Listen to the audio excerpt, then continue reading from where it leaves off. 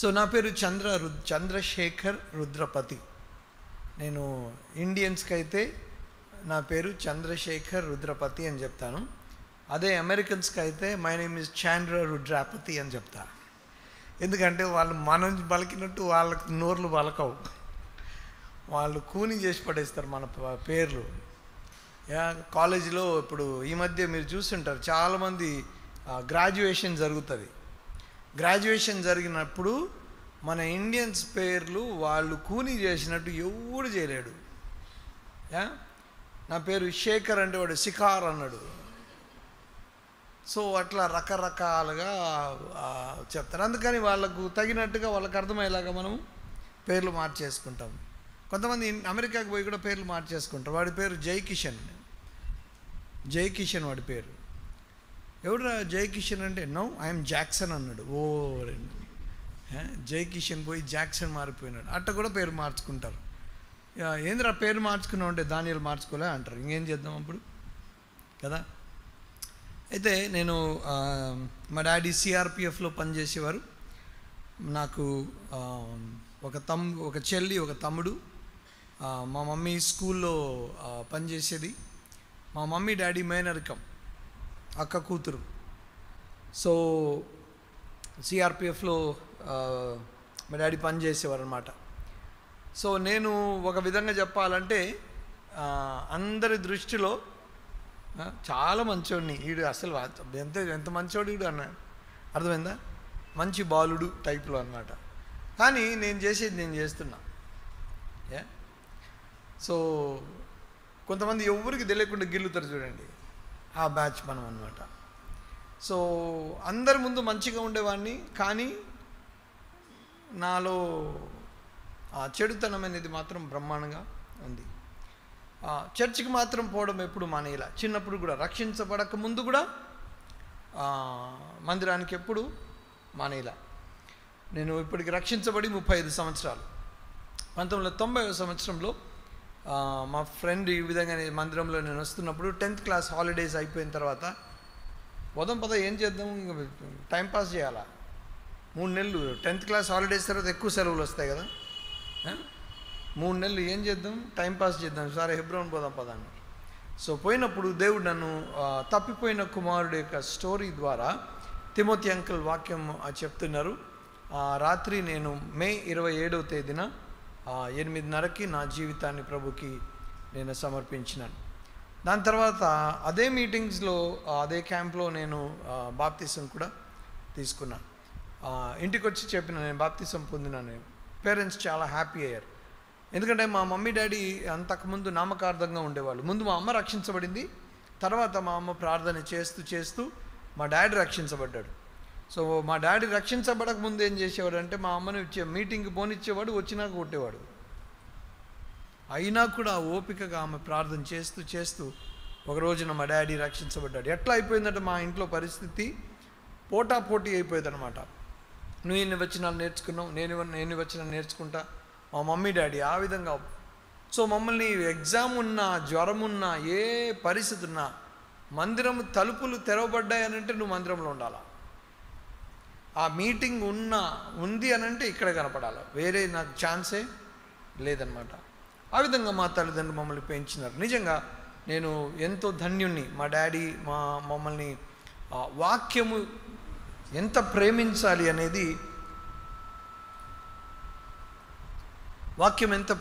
అనేది మా డాడీ మాకు నేర్పించినాడు. ఒక చిన్న ఎగ్జాంపుల్ చెప్తాను. జీ జాన్ అని ఒక గొప్ప దైవజనుడు ఉండేవారు. ఆయన పేరు రేడియో జాన్ అంటారు ఆయన్ని.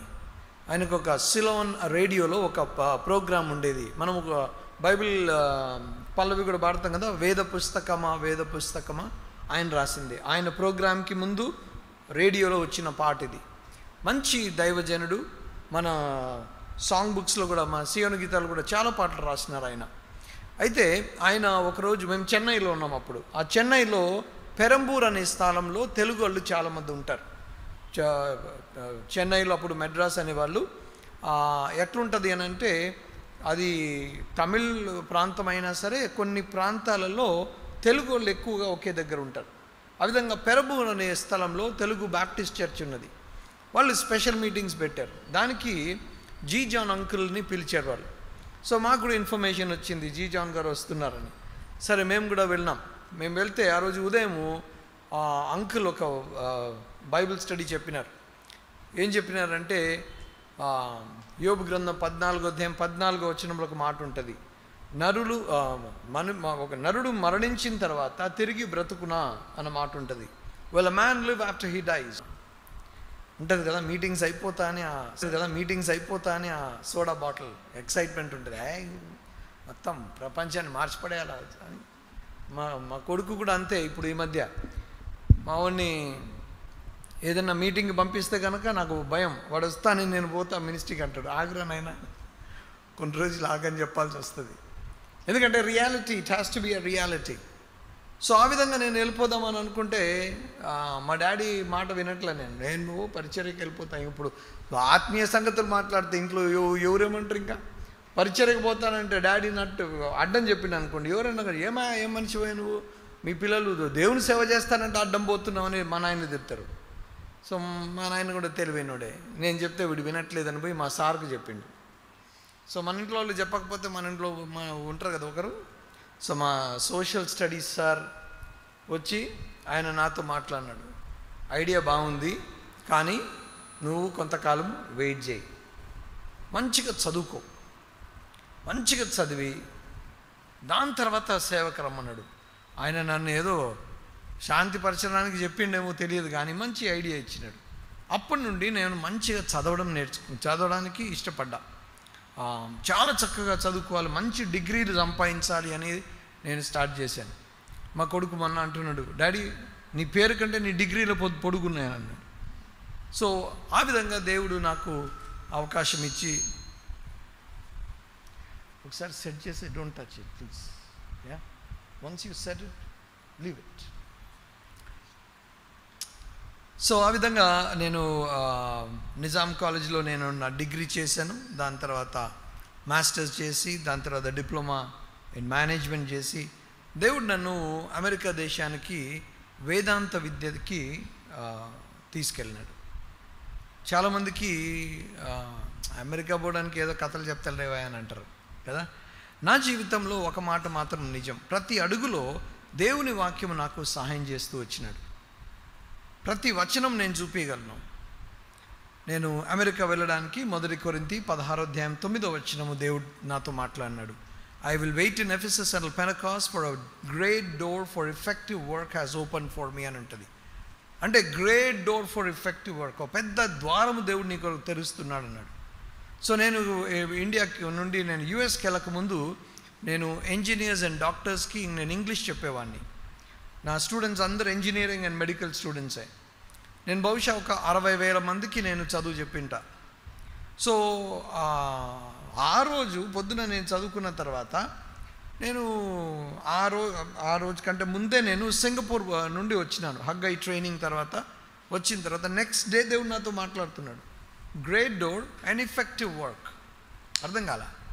ఆఫీస్కి పోతే ఒక స్టూడెంట్ వచ్చాడు, సార్ మీరు ఇంతమందిని అమెరికాకు పంపిస్తారు, మీరు ఎందుకు పోరు సార్ అన్నాడు. అరే ఇది ఎప్పుడు ఎవడు అడగలేదు నన్ను, నాకు పెళ్ళయింది, నాకు 2 పిల్లలు, నేనే అమెరికాకు పోతా. కానీ ఆ థాట్ వచ్చింది. So then I started praying, ప్రార్థన చేయడం స్టార్ట్ చేసింది. ఇదేంది ప్రభా, ఇప్పుడు సెటిల్ అయిపోయినాము, ఆల్మోస్ట్ లైఫ్లో అయిపోయింది, చదువు అయిపోయింది. Yeah God is given me wonderful job. నా మొదటి జీతం 1800 రూపాయలు, 1800 నా నెల జీతం. తర్వాత సంవత్సరము నెల జీతం 18,000. ఒక్క సంవత్సరంలో అంత మార్పు చేసింది. దేవుడు నన్ను బహుగా ఆశీర్వదించినాడు. నేను ఈ చేతుల్లో చాలా డబ్బులు చూసినాను. కానీ సడన్లీ ఇది మొత్తం అంతా మూట కట్టుకుని 2 సూట్ కేసులలో పోరా అమెరికా కనంటే దేవుడు ద్వారం ఓపెన్ చేసినాడు. $10,000 కట్టాలి నేను సెమిస్టర్కి. నాకు వచ్చిన అడ్మిషన్ ఎట్లా వచ్చిందంటే $9,000 నెల సెమిస్టర్కి నాకు స్కాలర్షిప్ వచ్చింది. నేను 1000 కట్టాలా, 10,000 ఎక్కడ 1000 ఎక్కడ. ఆ రోజులలో 44 రూపాయలండి, ఇప్పుడు 85 రూపాయలు.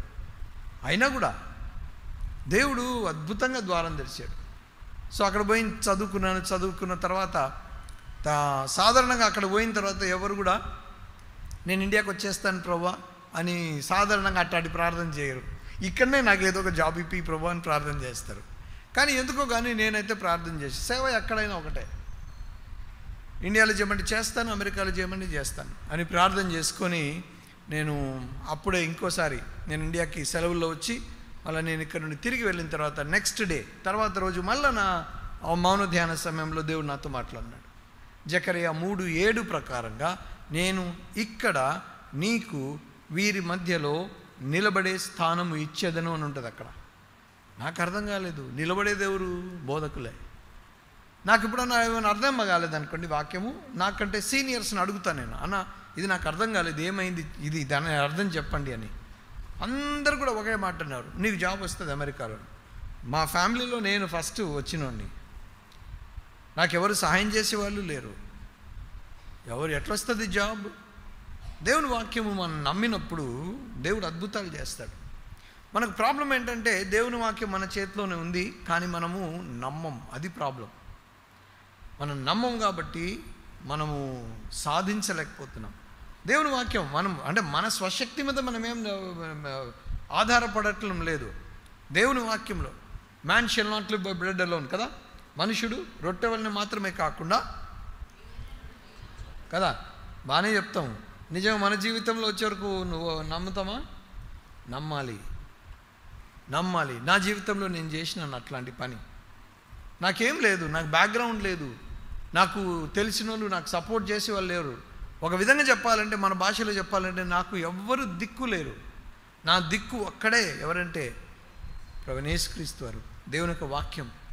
ఆ వాక్యం కానీ ఒకటైతే ఉందండి, దేవుడు నాకు మాట కనుక ఇస్తే, ఇప్పుడు కొంతమంది పిల్లలు ఉంటారు చూడు, అరే నీకు ఆ బొమ్మ కొనిస్తా అంటే అసలు ఎందుకు చెప్పిన వీడికి అనిపిస్తుంది కొన్నిసార్లు. వాడు కొనిచ్చేదాకా చంపుతాడు వాడు. రోజు పొద్దున సాయంత్రం ఉన్నారా కొంతమంది మీ ఇంట్లో? మీ పిల్లలే ఉంటారు కొంతమంది. మా కొడుక్కి ఏం చెప్పకూడదు, ఏదన్నా ఉంటే సర్ప్రైజ్గా ఇవ్వాలి వాడికి. వాడికి ముందే చెప్పినాం అనుకో, అరే వచ్చే వారం, అమ్మో ఇంకా డేంజర్ అది, వచ్చే వారం నీకు ఇది కొనిస్తానన్నాను అనుకో, తెలివిగా వస్తాడు. డాడీ వెబ్సైట్లో చెక్ చేసిన ఇది సేల్లో ఉందంట తక్కువలో, అరే నాకు తెలుసురా నేను ఇప్పిస్తా అని చెప్పినా కదంటే వాడు మనకు చెప్తూనే ఉంటాడు, డైరెక్ట్గానే ఇండైరెక్ట్గా. నేను అట్లా చేస్తా దేవునితో. దేవుడు నాకు ఒక మాట ఇచ్చినాడంటే ఇంకంతే, దాన్ని పట్టుకొని నిలబడ్డమే. ఆ విధంగా దేవుడు నాకు అమెరికా దేశంలో తెల్లోళ్ళ మధ్య నేను పాస్టర్గా పనిచేయడానికి, నేను అమెరికన్స్ మధ్యలో నేను 3.5 సంవత్సరాలు పనిచేసిన. ఒకరోజు ఒక ఐస్ క్రీమ్ తినే స్టోర్లో కూర్చున్నప్పుడు 84 సంవత్సరాల ముసలాం ఒక ఆమె వచ్చింది. వచ్చి నీకు యేసు ప్రభు తెలుసా అని అన్నది. నాకు తెలుసు, నేను రక్షించబడ్డాను, నేను పాస్టర్ని, ఇదిగో నేను ఇక్కడ అక్కడ వృద్ధాశ్రమం ఉంటుంది, ఇక్కడ కూడా ఒకటి వచ్చేటప్పుడు కనపడింది ఒకటి, ఇక్కడ వృద్ధాశ్రమం. దాంట్లో ఏం చేసేస్తామంటే అకార్డియన్ వాయించి వాక్యం చెప్పి వాళ్ళకి పాపం ఎవరు ఉండరు. ఎంత బాధాకరమైన పరిస్థితులు ఉంటాయంటే మీకు చెప్తే అర్థమవుతుందో తెలియదు. ఒకరోజు క్రిస్మస్ రోజు నేను పాటలు వాయిస్తున్నప్పుడు ఒక ఆమె వీల్ చైర్లో ఉంది, ప్రతి 5 నిమిషాలకి బయటికి పోతుంది. ఆమె ప్రతి 5 నిమిషాలకు బయటకు పోతుంది. ఏంది ఊరికే పోతుందని చెప్పి వేరే వాళ్ళని పాటలు కంటిన్యూ చేసి ఈమె ఎంబడి పోయినా రిసెప్షన్కి పోయి ఆమె ఏం అడుగుతుంది తెలుసా? నా కోసం ఎవరైనా వచ్చిండ్రా అని అడిగింది. క్రిస్మస్ రోజు నా బంధువులు ఎవరన్నా నా కోసం వచ్చిండ్రా అని. అట్లాంటి వాళ్ళు ఉంటారండి. దేవుడు నాకు అట్లాంటి వాళ్ళ మధ్యలో సేవ చేయడానికి దేవుడు నాకు అవకాశం ఇచ్చినాడు. ఎందుకో నేను అట్లాంటి వాళ్ళ దగ్గర ఉండి వస్తున్నాను అని అంటే ఆమె అన్నది, మేము అట్లాంటి ఇంకో ఆర్గనైజేషన్ ఉంది, మేము వేరే దగ్గర నుండి వస్తాం, ఒక్కటి ఎందుకు కూర్చుంటాం ఇక్కడ, రారా మా చర్చ్ వాళ్ళందరూ అక్కడ ఉన్నారు, రా కూర్చో మాట్లాడన్నది. అక్కడ పోయి చూస్తే వాళ్ళ పాస్టర్ గారు ఉన్నారు. ఆయనకు చెప్పిన నా సంగతి. ఆయన అన్నాడు, అరే మా చర్చికి రా వాక్యం చెప్పు అని అన్నాడు. వాళ్ళ చర్చికి బుధవారం వాక్యం చెప్పడానికి పోయినా, వాళ్ళ చర్చిలో యవనస్తుడు, అందరికంటే యవనస్తుడు ఎవరు తెలుసా? 55 సంవత్సరాలు. అర్థమైందండి? అందరూ ముసలోళ్ళే. The youngest person was 55.